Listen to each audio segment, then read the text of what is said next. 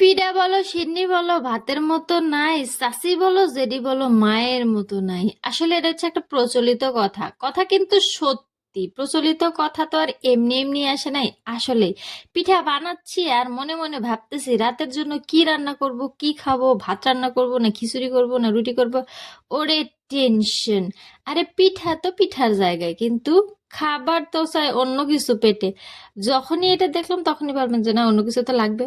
যা লাগবে লাগবে, দেখা যাবে। তো বহুদিন পরে এই পিঠাটা বানালাম। তা আমার আব্বু আমার বাসায় আসার উদ্দেশ্যে এই পিঠাটা বানানো।